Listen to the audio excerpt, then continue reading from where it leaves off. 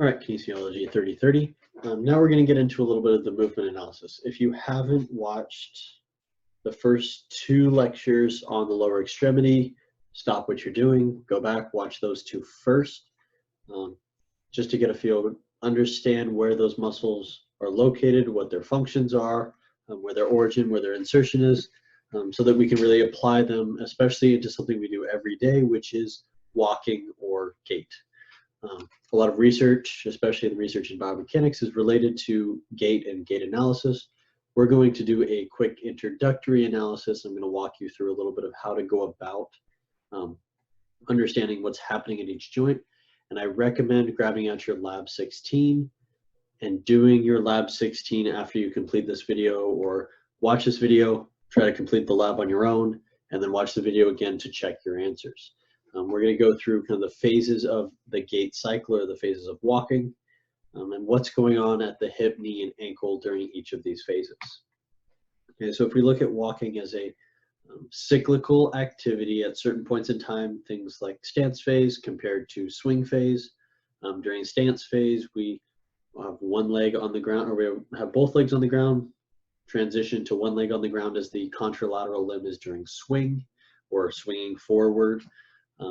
So that's unilateral stance or single support. Then we move back to double support where both legs are on the ground. And then we move to swing with the leg that we're analyzing. And this repeats and repeats and repeats.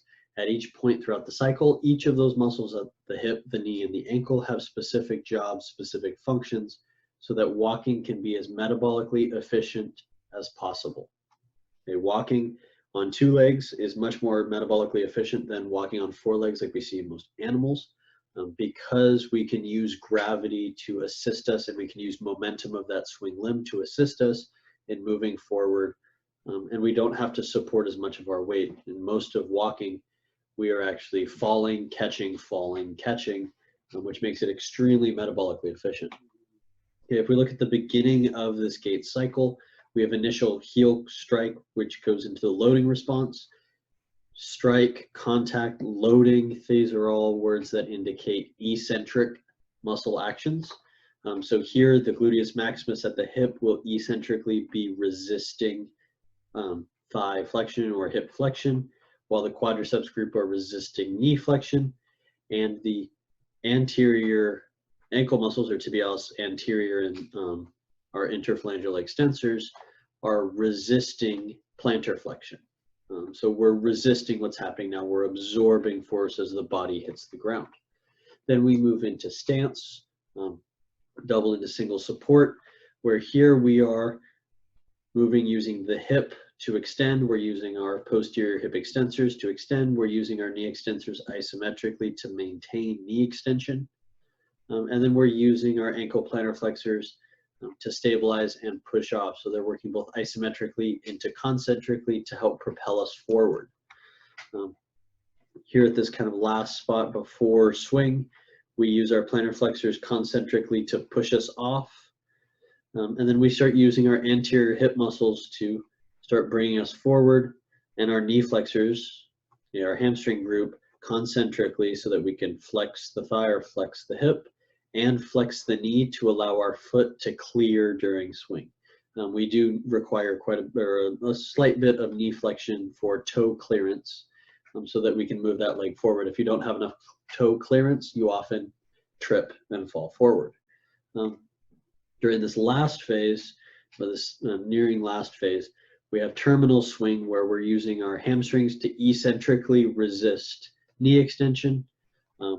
We're using our hip extensors to eccentrically resist hip flexion as we begin to place the leg where it needs to go. And we use our tibialis anterior concentrically, or our dorsiflexors concentrically, to dorsiflex the foot so we can prepare for that initial heel contact. I want you to go back through your lab, check through all of your answers kind of to what I talked about. Hopefully you're understanding how some muscles are working eccentrically to concentrically to eccentrically to concentrically, cyclically throughout this walking cycle. It's not just a phasic eccentric, concentric, like when we see exercises like squatting, push-ups. So if we look at this action. It's not just a movement from eccentric to concentric, eccentric to concentric.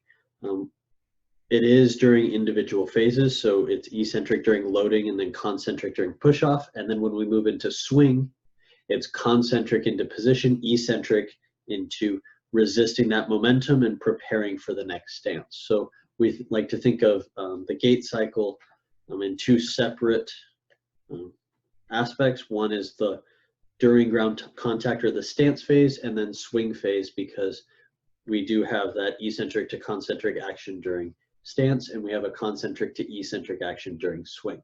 So go back through your lab, check through individually at each joint, make sure that you've got all of those answers correct. If you have any questions, please reach out. Hope this helped, and I will see you in our final review video.